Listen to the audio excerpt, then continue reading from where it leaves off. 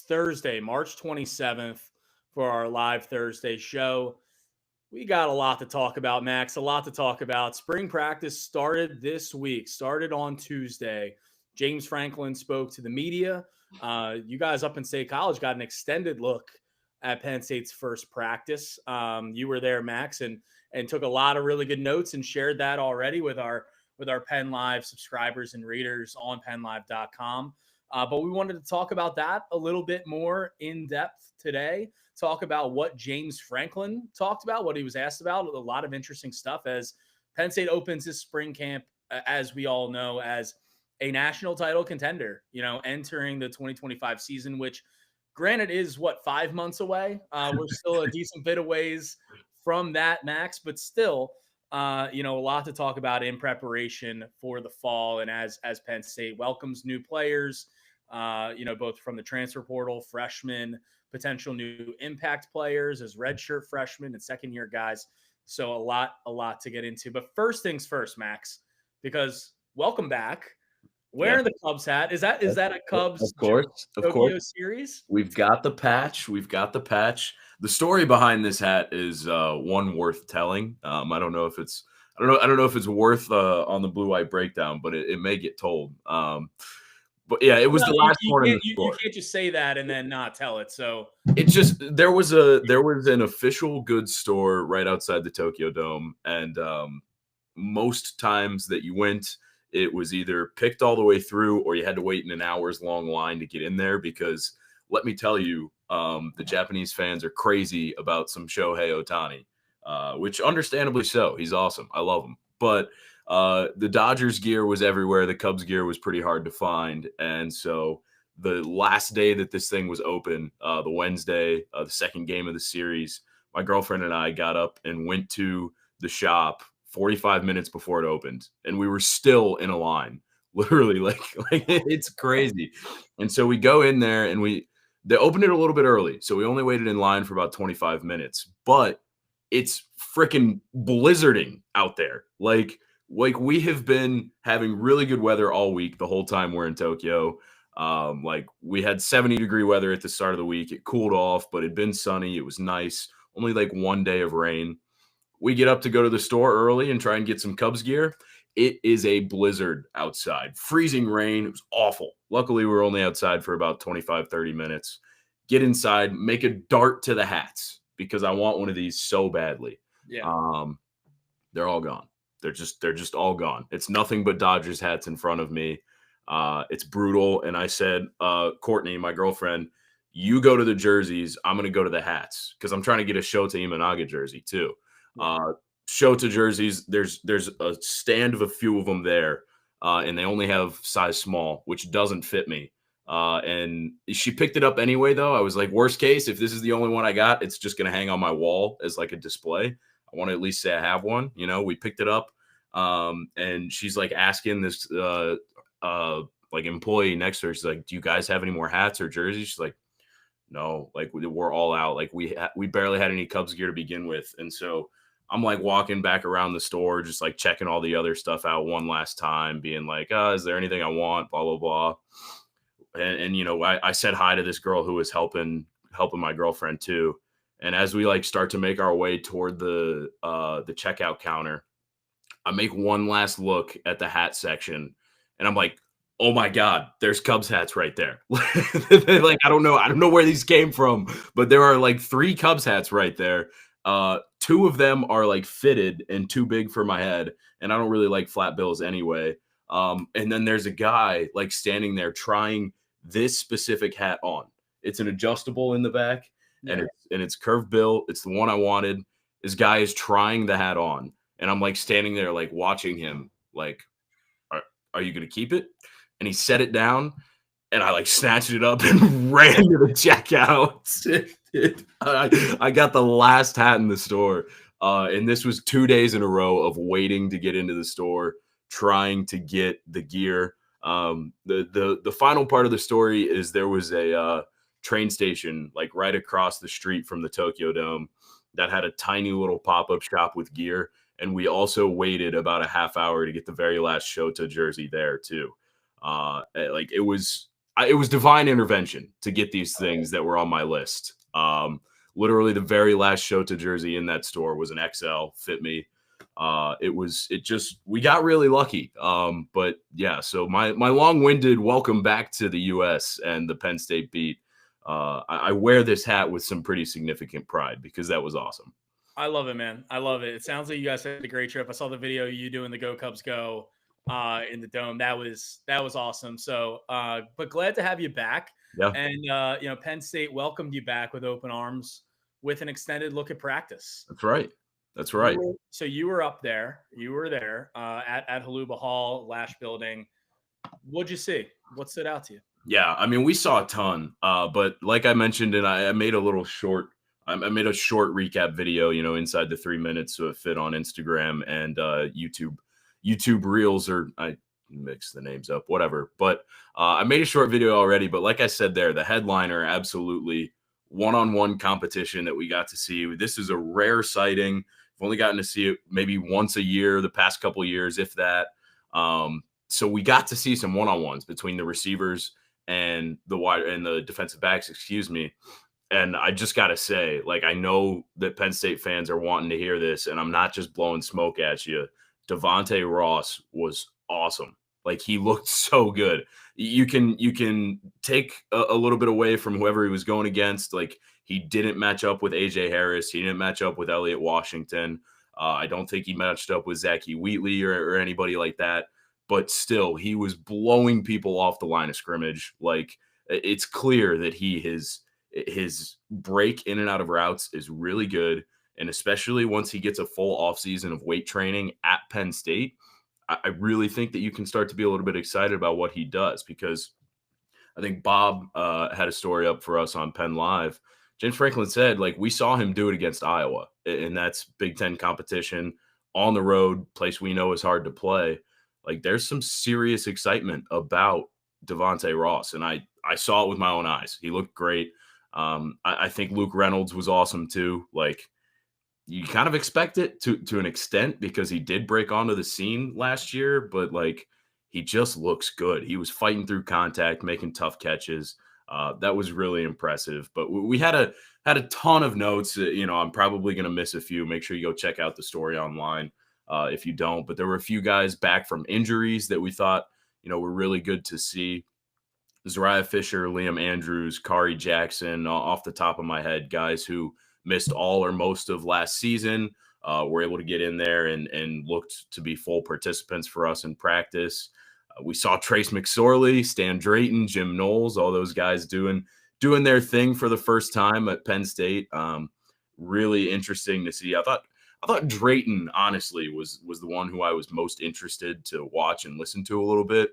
Being a kind of a one-man parade out there, we don't get the luxury of manning different pieces of our beat to watch everybody else. But the little bit that I saw of Drayton, really vocal. He was at the forefront of ball security drills. He was the guy running the whole thing. And I'm just curious to continue to watch him throughout this spring and fall camp, because Jaywan Sider was there for 7 years. I mean, it's weird to see a different voice, a different presence in that running back room. I think Andy Kotelnicki had been kind of running the ball security stuff last fall. It's going to be different. And I'm curious because Drayton, he's got a really good resume behind him. He's an established name. I think the early takeaway for me is that the guys are going to listen to him. I think he's going to have some pretty good say and some pretty good presence in this Penn State, locker room and on the field. Jim Knowles, kind of just a passive observer, which I think should be expected. He's got those mad scientist vibes that he's just kind of taking everything in. And I mean, it's early, right? It's the first spring practice, but he's just going to absorb everything and then go back to his lab and see what he cooks up. We were kind of joking, it might be homeless man vibes too. He was kind of just wandering, he didn't know where he was. I'll be up there next week. I'll see if I can confirm those or not, but it's kind of odd vibes. It's just he was just peeking into every position group for a couple minutes and then moving on to another one. And it never really seemed like he was fully locked into any of them. But like, I'm sure he was. I think it's just the way he was walking around. It was kind of comical, but like, you can also understand it. I mean, he's trying to install a whole defense.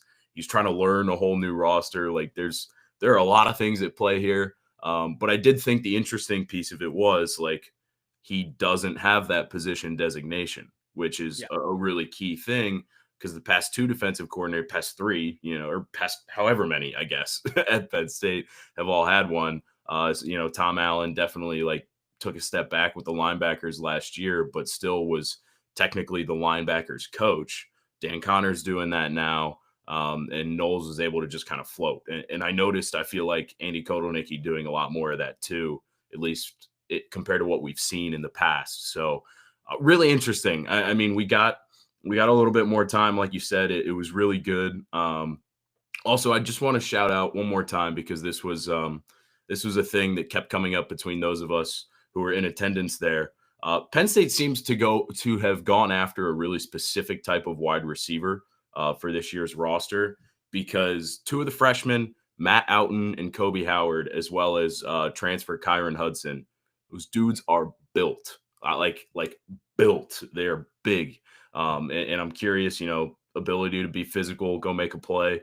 It comes in handy. I mean, the freshmen are raw, obviously. Hudson's hopefully polished, considering he's coming over from multiple years at USC, but definitely big-bodied receivers. Really interesting to see. But yeah, it was a good look at practice. Yeah, I mean, the wide receiver stuff, I don't know what you said about Jim Knowles and his vibes kind of piqued my interest a lot. But no, I mean, we talked and obviously, reading your stuff and everything, and talking to people up there, like the wide receivers and specifically Ross was seemingly the thing that stood out the most. And I look at that and I hear that, and I wrote on, I guess it was for Wednesday morning after we talked to James, I wrote about the wide receivers more in depth and just basically setting the stage and the table for spring camp, and then ultimately what they have ahead of them in training camp in the season. And the premise being like, are these receivers it's a room that got reset. They hit the reset button. It's a room with fluidity after Harrison Wallace and Amari Evans is out the door. Julian Fleming no longer there. You bring in Ross and Hudson from the portal. You've got these younger players in Tysier Denmark or, Peter Gonzalez, the freshman, Howard, Outen, all itching to make an impact and itching to prove themselves and itching to, prove that they're reliable and explosive and can be a potential number 1 in this offense. Like, the story was basically, will this group be good enough for Penn State to contend to win a national championship? And, we don't know that yet. I don't think James Franklin knows that yet. I asked him on Tuesday how these wide receivers, the new guys, were, how do they fare in winter workouts, and kind of what's your expectation, along with Marcus Hagan's wide receivers coach's expectations for this group, or how do you feel about this group going into spring? And he said, like, it's kind of hard to know. Like, it's hard to say because we haven't seen them practice yet. Like, at that point, it was Tuesday at noon before they went out on the practice field a few hours later. He's like, we don't know, like, contested catch radius, like our catch percentage in practice. Like, we don't have these data points for these guys. So it's hard for us to say. So even James Franklin isn't, of course, like, they wouldn't have recruited Devontae Ross to come here from Troy if they weren't confident that he could be an impact player for them. And you mentioned the Iowa game. Like, I think that went a long way in terms of their evaluation of him. Kyron Hudson, knowing that he's, a proven guy at USC, a guy who's played at the power conference level for a long time, goes a long way. But, there is a lot of still question marks about this group. So it's encouraging to hear that, Devontae Ross looked legit. I mean, when I'm watching him, when I went back and watched his reel from, watched back a couple games, I watched that Iowa game, like, he showed it on film, but, it's different seeing it up close and personal. I'm looking forward to doing that next Tuesday when I'm up there. But, yeah, I don't know. The wide receiver room is always going to be a topic of conversation, Max. And it seems to be, that it will continue to be as the spring camp rolls around. Yep. It's just a situation. They got to prove it. They got to prove it before you stop talking about it. And we've also, you and I have talked at length as well about the fact that Pat Kraft was pretty open about, like, Penn State still needing to go after a wide receiver in the portal. James Franklin was not particularly subtle about saying that they'd keep their options open once the spring window opens. So until they give us a reason not to talk about it, which is not going to happen until week 4 against Oregon next fall, it's just going to continue to be a topic of conversation. But then also, like, on top of that too, and just one thing I wanted to add, because I meant to add it. I mentioned it in my writing, but the wide receiver room being an issue, last year against Ohio State in the CFP game against Notre Dame, everyone saw that.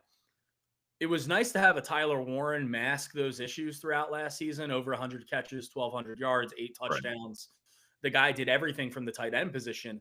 And what you mentioned about Luke Reynolds, and it kind of seems like it could shape up to be the offseason of Luke Reynolds, the former 5-star sophomore who seems to be next in line. You also have Khalil Dinkins, who's been waiting his time at tight end.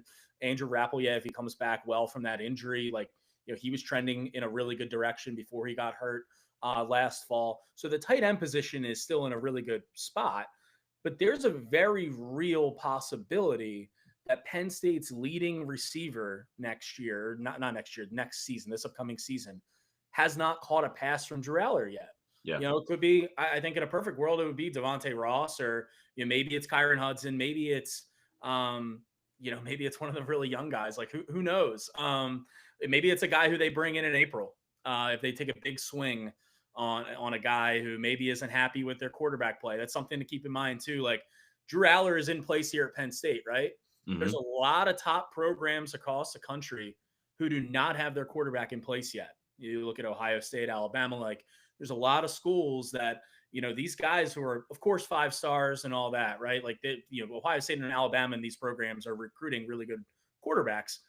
But if there's a wide receiver out there, a good wide receiver too at one of these schools, or a possible one who's, just spent spring ball with that quarterback and they're not really feeling it, Penn State could very easily give them a call if they enter the portal. So just something to keep in mind here, but there's going to be a lot to cover with this wide receiver room and these, just really the skill players overall as Penn State navigates spring camp, which, they're navigating this thing, Max, and at the end will be the blue-white game. That's right. But you wrote about how there's some modifications coming, and it kind of goes along with what's going on across the sport. Yeah, there are indeed modifications, but the big one that probably a lot of fans aren't necessarily stoked about. It's not going to be on TV, and this is a thing that's been in probably conversation for a long time, and it's for reasons that James Franklin has brought up before, that other coaches have brought up, for reasons why they're canceling their spring games. Now, no worries. James Franklin basically said, we're not canceling the spring game. We don't have plans to anytime soon because, it's a big community thing. A lot of people come back, but they don't want to televise it because basically the thought process is, why would I put all of my players out there on film for everybody else to see right before the spring transfer portal opens? I'm not letting you scout my talent. I'm not letting you go out there and try and poach some of these guys from the portal because they look really good in the spring game. I mean, that's a really big driving factor. Not only is it partially because the seasons are so long now. I mean, the 2024 season was 16 games, 17 games, 16. Yeah. 16 games. For Penn State, 16. Yeah. 17 games for a national championship. Actually, no, neither of those teams played in a conference championship. So they were both 16, potentially 17 games. I digress. Not only is it a long season and, a spring game can be part of adding added stress that isn't maybe necessary. It's also about the potential scouting for other teams. I mean, that's just a fact of life. There's tampering, there's weird things that go on with the portal. They're not going to stop. If you can avoid doing that, you're going to avoid doing it. So it's not going to be on TV, but they do still plan to have the game. No halftime. James expects no halftime and shorter quarters, not going to be as many plays, but they want to get in, get out, want to make sure that there's enough for the fans to feel like it was worth it. I did appreciate James's joke that the reason they're not doing halftime is because, once fans see a half of football, and then they sit there for 15 minutes. They say, maybe I'll go back out to the tailgate. I appreciated the self-awareness from James there. That was pretty good. A little bit shorter, but yeah, no TV. It sounds like radio is still in the plans for anybody who wants to tune in from home. I don't have that confirmed yet, but it does sound like that is still in the plans. But yeah, so no TV, big change. And then, once we hit that spring transfer portal window, Johnny, and I think this was another thing that James talked about that was worth bringing up, college football is going to look a little different. I mean, we're waiting on the House settlement, the official ruling on those things, but rev share and the 105 rule are coming, and they could be official as soon as this coming month. They could. Yeah, they could. So that's something to consider. I want to touch on something really quick and just following up on the blue-white part of it not being televised, because what you mentioned there with the portal and team scouting players and everything, I think it's specific to Penn State too. Penn State is not a portal half your team in kind of program. They're a, still like, plug some holes with the portal, but there's such a big emphasis on high school recruiting and player development. And sure, a guy might not break out and be a star as a freshman. Like not everyone's going to be Abdul Carter or Nick Singleton or Katron Allen, but they do as a program a really good job of, by the time you're a junior, a lot of guys are ready to contribute and ready to make an impact. And when they're doing roster math and when they're recruiting their classes, like they bank on that. They bank on certain players being impact players right away. And they kind of bank on certain guys like, yeah, you're going to have to develop for a year or two, but like we're confident in the things that you'll show and ultimately get to a point where you're going to be contributors. So my point being there is, why, if you're James Franklin, it's like you have this freshman who's showing some good signs, a freshman receiver, a running back, or whatever, that's showing some good signs, but we're not really ready to play them yet. But maybe, as a sophomore or junior, they'll play some real minutes for us or some real snaps.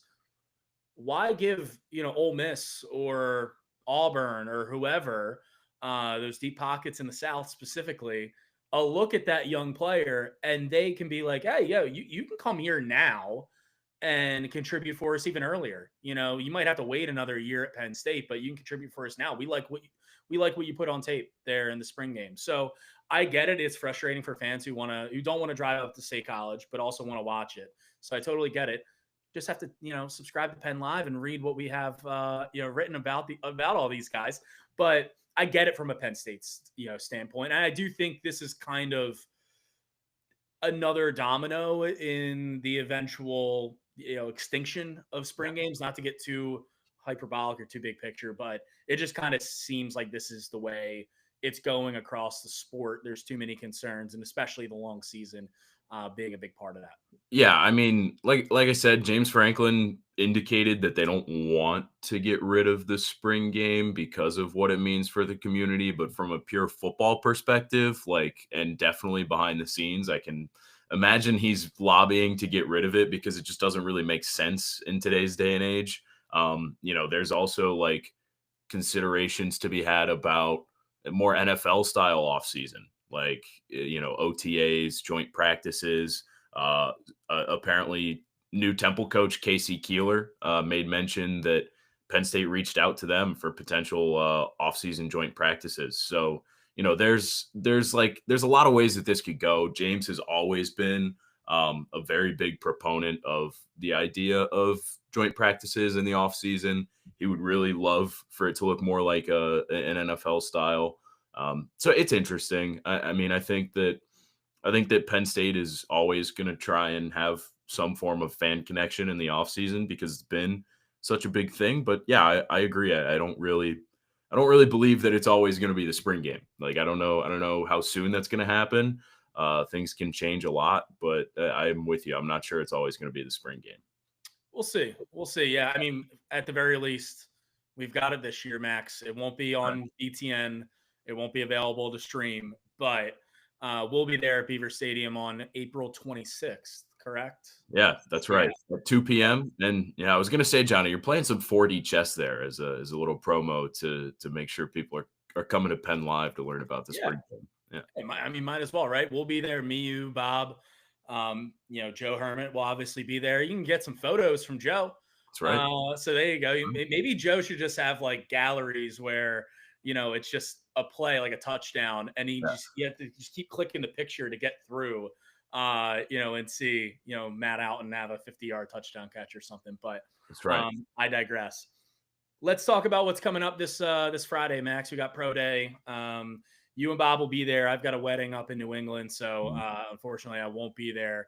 Actually, a Daily Collegian alum, so former Penn State football beat writer. There we go. For anyone who used to read the Collegian, Connor Hooley is getting married this weekend up in Boston. So shouts to him. He's a Penn Live subscriber, loves our stuff, and Nice. he's my guy. So I won't be there. You and Bob will have it covered. Abdul Carter will be there. Tyler Warren will be there.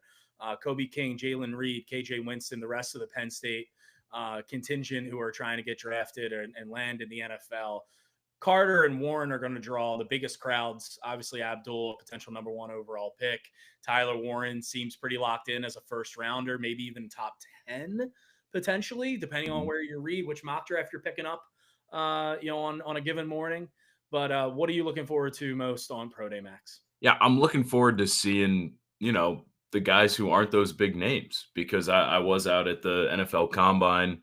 You know, there wasn't a whole lot of Penn State testing going on. There were definitely a lot of interviews and a lot of good info as to where a lot of those guys could land, where they're looking. But, all of the guys who weren't at the Combine, the Jalen Kimber, Devon J. Thomas, Julian Fleming, I know I'm missing others. Amin Vanover, Keziah Azard. I'm sure those guys will be there since they weren't able to get their extra year of eligibility. Sal Wormley. Like, there's a lot of names of guys who are fringe draft prospects who are going to get a chance to perform in front of scouts, this week. And it'll be really interesting. I definitely think a guy like Jalen Kimber and Sal Wormley are two that I'll have my eyes on closely tomorrow because I think that those guys are really potentially draft worthy players, like in the 7th round, maybe.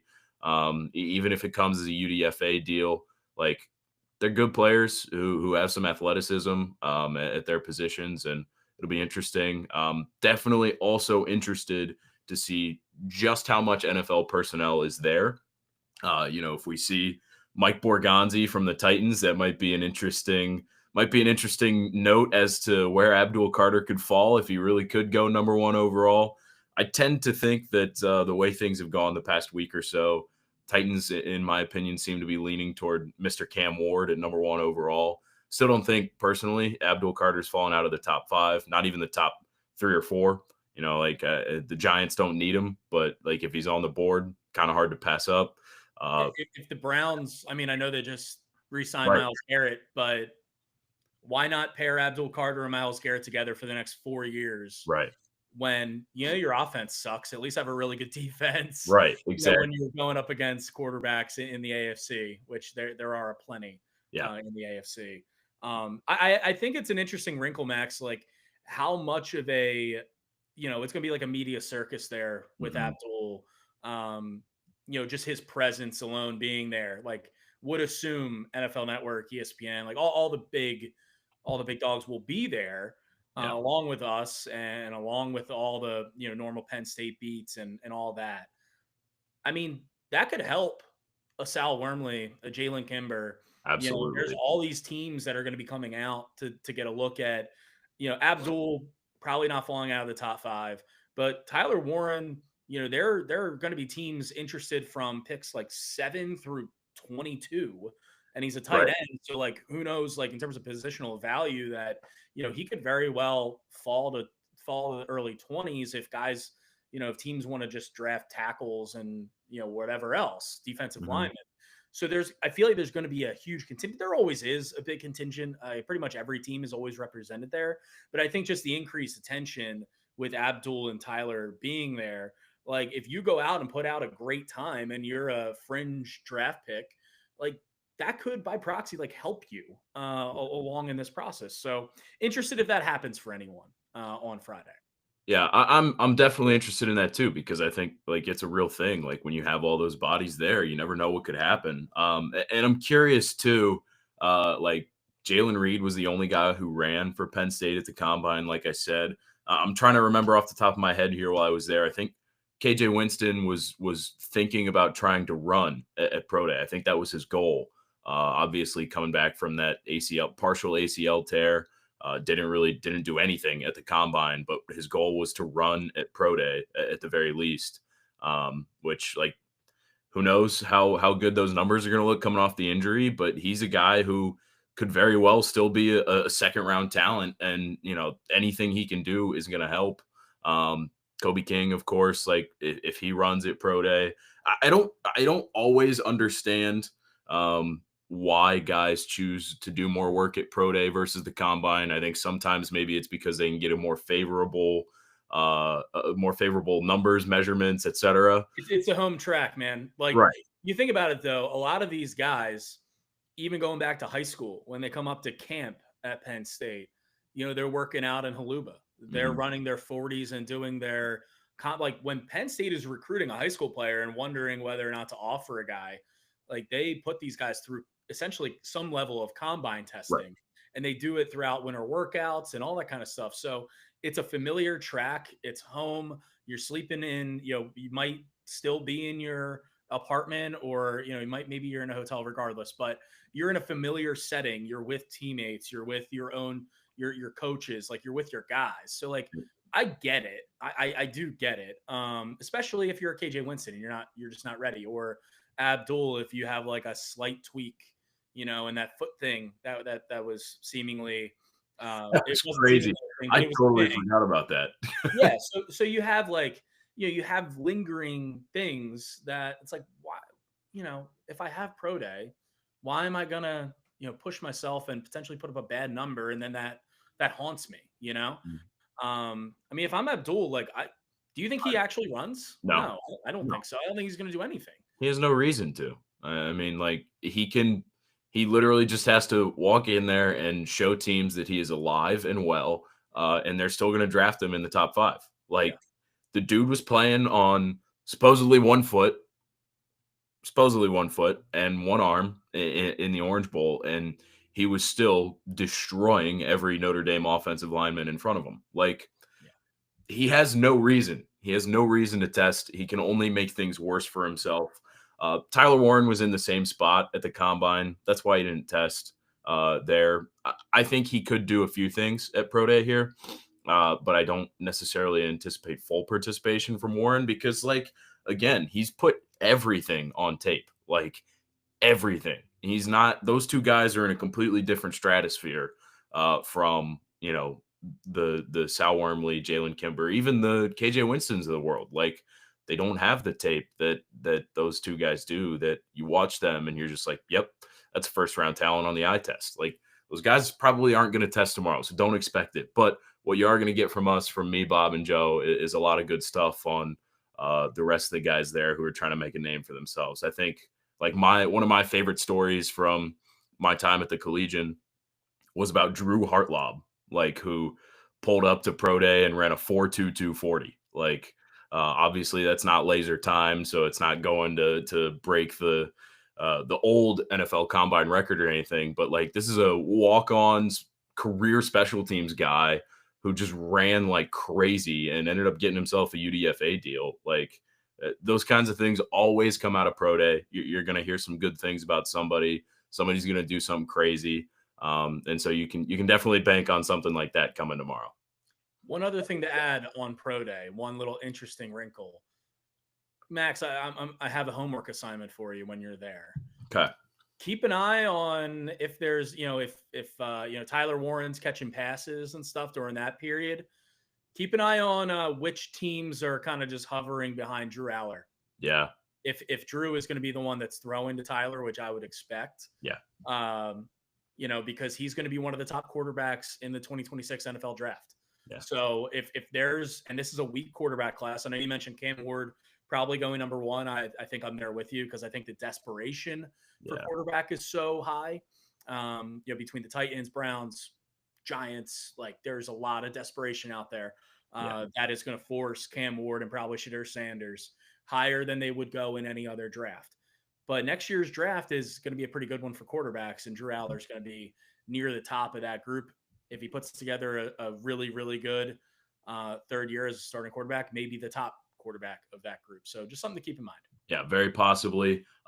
Yeah, teams are definitely going to be doing some ancillary scouting of Mr. Aller this week, and you can't blame them. I remember a few years ago, Sean Clifford was throwing darts at Pro Day, and he ended up being a higher draft pick than most people expected. So these kinds of things, it's all part of the game. It's all part of the game to be able to get an early glimpse at Aller. But maybe they'll have one Trace McSorley come out of retirement to throw too, considering That'd he's be in awesome. town these days. That'd be awesome. It must have been cool seeing him on the field. It was interesting. It was interesting. I mean, we didn't get to see him do a whole lot. I mean, at the end of the day, he's still the assistant QB's coach. So I was going to say, for anyone listening who might have missed it in like the flurry of kind of news that when this came out, but yeah, Trace McSorley back with Penn State as its assistant quarterbacks coach. Yeah. And, he's second to Danny O'Brien, who has taken full control of that room. But still cool to see Trace, back there, back in Happy Valley. Yeah, I mean, like, he's a legend in every sense of the word at Penn State. I think people might lose sight of that, considering he's like still a fairly recent alum, but like he's definitely a legend. Like when he left, he was a record holder of so many different things, and I definitely think this is going to make some people feel old. Even me, who is very new to this, makes me feel a little old, because Trace was he was still great in playing in my time, but all these kids who are recruits coming up, like, they've heard about Trace McSorley. They probably watched him, but like not guaranteed, not guaranteed. So, I think having him around there, like talking to recruits, like he's got some. I'm going to use a trendy word, but he's got some aura about him. Like, it's definitely there. I think it's interesting to see him back on the field. I did definitely take note though, and it was in my story. He wasn't like overly vocal and super involved. He is still the assistant, but like he was offering tips to freshman Beckham Kritza after like every throw. Like, he's involved. Like he's very involved. He's gonna have a voice in that QB room, and like I definitely think it can only be a good thing for guys coming through, because he's seen it and he's done it. And I think like I said, I think it boosts some recruiting too in some ways. Dude, the thing you mentioned with Trace being, like obviously it's almost 10 years ago now that he was. It's a reality. Like, so I was out at Coatesville High School a couple weeks ago, and talked to a couple of Penn State recruiting targets. 2026 linebacker Terry Wiggins, that story is up already on Penn Live. Talked to 2027 offensive lineman Maxwell Hiller, who could be the number one offensive lineman in that class. Penn State offered him when he was in 8th grade.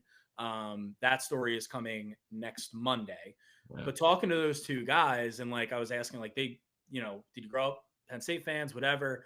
And they said, like, we remember like as kids watching Saquon, and I'm like, oh my God, like I'm that old. Like that's what we're doing here. But just a funny little thing. So anyway, little plug on that.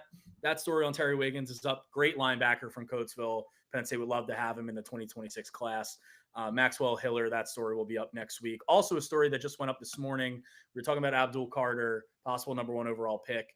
I talked to his high school coaches from LaSalle High School in Wynmoor, just outside Philadelphia. And, about his early beginnings at LaSalle, how when he left LaSalle, he told them, I'm going to be the number 1 pick one day. And so really cool to get their perspective on Abdul's growth. And now, as we sit here less than a month away from the NFL draft and draft night, first round, that they could see their guy go number 1 overall. So pretty cool story there. So if you haven't already, check that out as well.